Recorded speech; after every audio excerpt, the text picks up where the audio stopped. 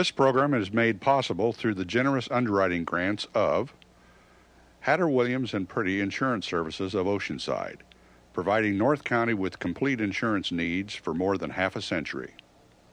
The TriQuest Corporation, providing quality office and manufacturing space in Oceanside. McCabe's Bridge Ocean View Restaurant for fine dining while overlooking the harbor and the Pacific Ocean.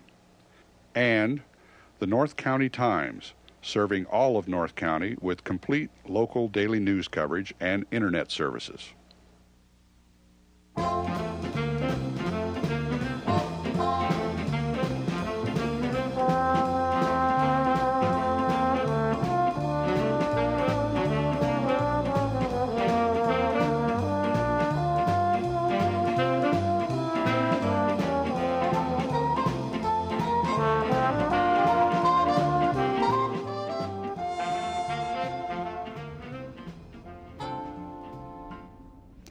Welcome to another edition of Living Legacies. I'm Tom Morrow, your host, and today we're going to do a little something different. We're going to interview one of the members of the crew, Ted Smit, who's our producer for this program.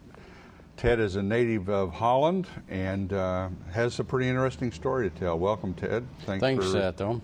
Thanks for joining us. You were born in Amsterdam, 1927? Yes. I was a surprise. You were surprised? No, I wasn't surprised. My mother was surprised, actually. I see. Okay. I have a brother who's 16 years older than I am, and another one's 7 years older than I am. So I was the child that was not expected. But I'm here. Yeah. The things were pretty tough for you as a kid. The Great Depression was going on. Well, I didn't know much about it. The bad thing was that my father passed away when I was 2.5. He was a railroad engineer, senior engineer, and he came home one day and was sick and died 4 days later, kidney failure. At that time, they didn't have all the medication for it, and I almost died about 3 years later of the same disease, actually. Amsterdam is the largest city in Holland? With the Netherlands, a lot of people get that mixed up, but it's the same country, right? It's basically the difference is that the Netherlands is the whole country. Holland basically is the western part. It's below. Holland means low, and it's below sea level, actually. Amsterdam has a peculiar situation in Holland that The Hague is the capital of the Netherlands. It's where the government is, where the Queen is, and although she doesn't live there. Amsterdam is, I'm sorry, I'm telling it the wrong way. The Hague is where the government is. Amsterdam is where the capital is. So it's unlike Washington, where everything is there. It's not so in Holland. So like I said, and it's the largest city, at least in my days. Nowadays, I think that part of Holland is one big city to begin with. Well, Holland is a small country. If you blink your eyes a little bit too long, you are in and out of Holland, actually. I think it's 225 kilometers east to west and something like 300 north to south. And a good portion, like I said, of Holland is below sea level. As a matter of fact, a Frenchman came in the 1800s, and he said that God created the world, but the Dutch created Holland. And that's literally how it came about. And most of the area where I lived in that northern part was all below sea level, and was made later. They built dams around it and dried it out. Well, we earlier talked with Willie Hauser, who was born in Germany, grew up in Germany during World War II, and was young child. Well, he was a young teen when the war ended. You had a similar experience. You were a teenager with the occupation of the Nazis in Holland. I was 13 when it started, actually, and of course at that age it's another adventure in your life, actually. It relieves the boredom that you find out sometimes as a teenager, at least. And so the first year or so, I wasn't much involved at all. We had our regular they start to ration things pretty fast. When my first experience that I really turned around and became involved more or less was, there were two things that happened actually. Number one, in Amsterdam, we finally started to realize that the Germans were rounding up the Jews, and we didn't take it any longer, as they call it, and we went on strike. Everybody was on strike, and of course the Germans then brought in the tanks and started to threaten us and started shooting people and so forth.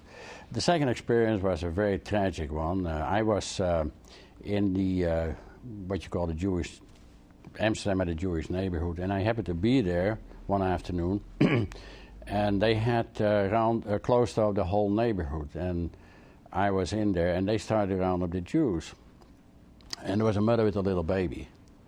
And the baby was crying, of course, and some SS.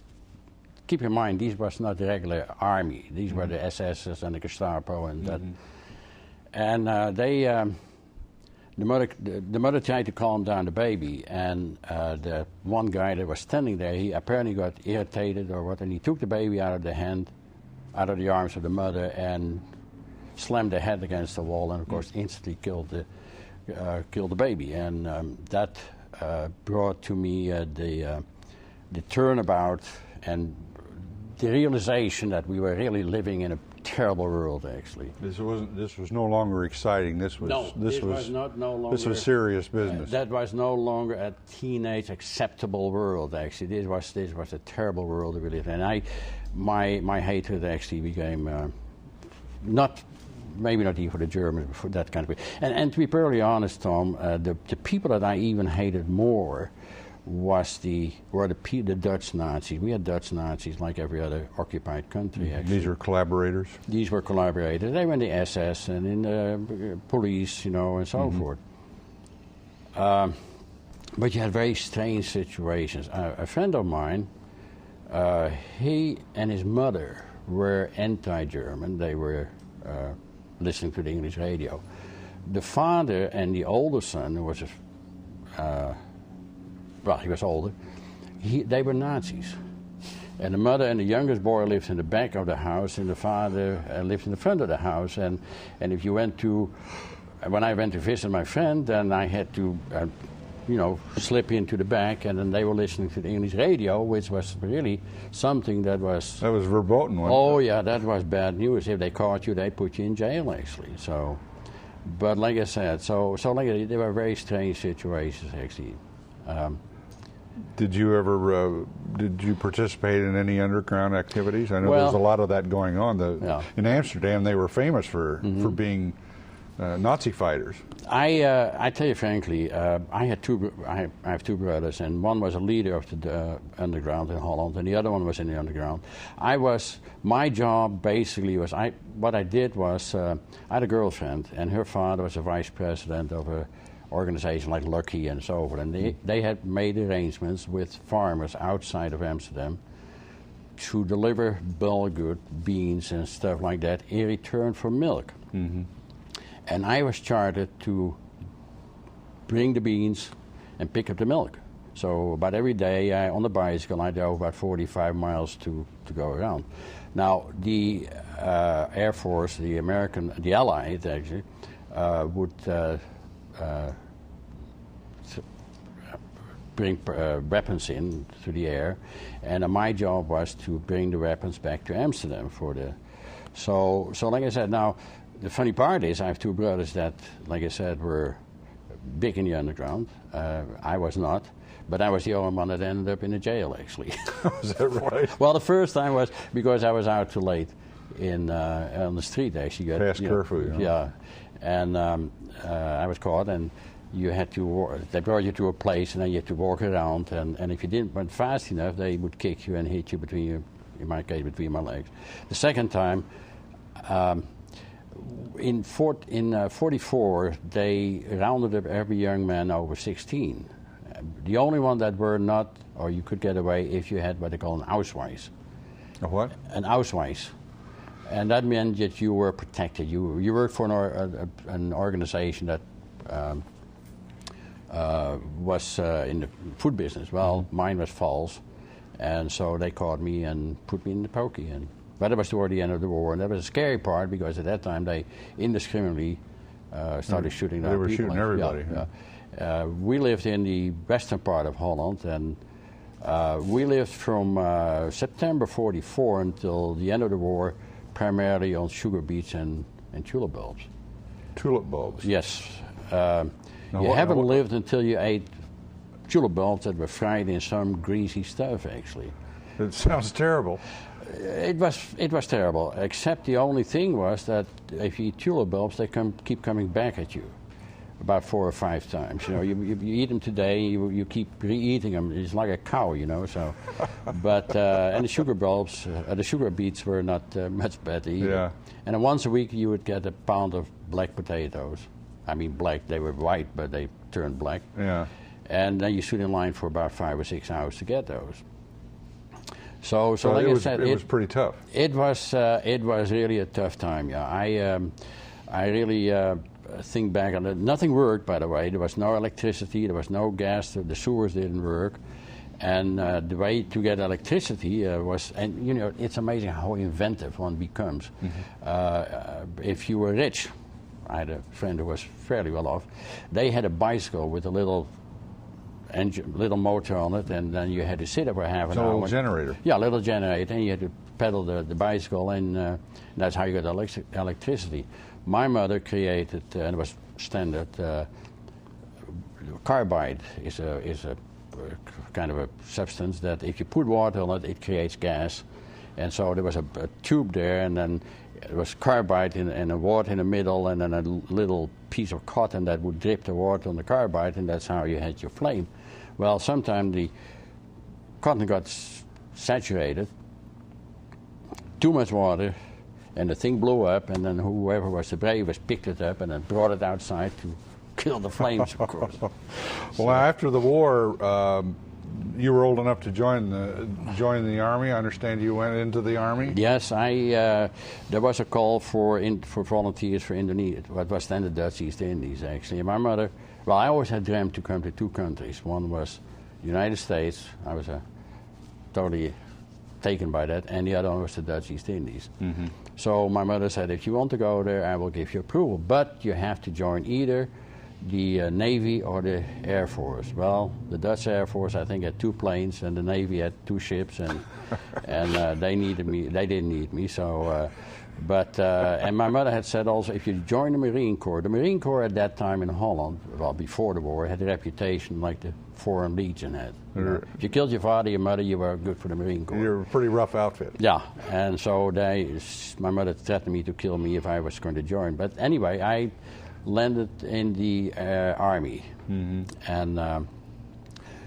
October 1st of 1945, I had told my mother I was going to check out, and Amsterdam was an Army base there, and I went there to check out and came back, had signed the papers, and my mother made an issue out of it, you know, was not happy.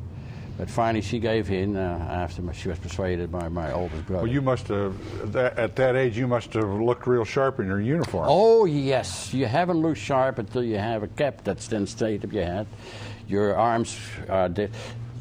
See, I was a poor army. I was in a poor army. We didn't have things. And when I joined up, the supply sergeant, I guess you call it, told me that if I wanted a uniform, and I needed a uniform, that I should go around and go through the barracks, and if I found a pair of pants and whatever, I should take that and put it on. So I went around and stole my uniform. You stole it? Oh, yes, I had to steal it. And when I came home, like I said, my arm was here, my legs were here, but Mother, being liking uniforms, was proud as a peacock. She tailor it for you? No, that was impossible. Then, later, we finally got uniforms, and that was a piece of conversation, because on the lapel of the uniform coat was a number and a cross. Mm-hmm. And in my pants was a hole. Turned out those uniforms were all taken from the guys. We had British uniforms, by the way. British? Yeah. Uh-huh. they were all taken from the guys that had been killed in the war. So my number, for example, which was a nice piece of conversation. If you met a girl, she said, "Oh, what does that mean?" And you said, "Well, that was worn by a guy that was killed." You were not very popular then. So you spent how many years in Indonesia? 3 years. 3 years, Yeah. and that was at a time when there was a little unrest down there. Yeah. I was in Semarang, or Semarang as we call it, and there was a beachhead in Java, and spent my days there. Actually, it was in another. Well, later we went inland more. Actually, this is when Sukarno was leading a the revolution. The revolution, and like I said, we had, the worst thing that happened to me was when I volunteered for that job. Actually, we were going to take a hill that was occupied by the Indonesians, and we had trouble with them. They keep shooting at us from there, so we were told to go there and take the hill. Now, keep in mind, as I had to steal my uniform, we also had to steal our guns, by the way. And so we went there, and I was a kid, actually, and when we had taken the hill, which was basically walking up, and the Indonesians just took off, we were laying there, and then it was decided that they were going to plow up the hill, meaning with artillery. What I forgot to tell, that there were two guys still laying there, me and somebody else. And so we were laying there, and like I said, the shells were... The artillery started to come, and we were... And I tell you one thing, if it hadn't been for the other guy who was all I would have started running. Now, what year did you immigrate to the United States? 56. 56. Yeah, we came here in a special program that had allowed 170,000, I don't remember the exact number, allowed them into the United States from Holland without a sponsor. How did you end up in San Diego? Well, I ended up actually in a town called Port Chicago, the family and I. Oh, yeah. And as a matter of fact, when we were still in Holland, then we were there to get an interview. So the guy said, "Oh, you go to Port Chicago?" And I said, "Yeah." He said, "Well, do you know the story of it?" And I said, "No." And he told me that during the war, that town had blown up, which didn't make my wife so happy, because then we found out they were still doing the same thing that I did during the war, actually. But we came here, and coming from a big city to a town where the sidewalk was still wooden was quite a change. We lived there for a while, and then we moved to Antioch, and later Sacramento, and Las Vegas. Mm-hmm. And from Las Vegas, I came to Oceanside in 1977. Now, you worked for Tom Sefton at the San Diego Trust for many years.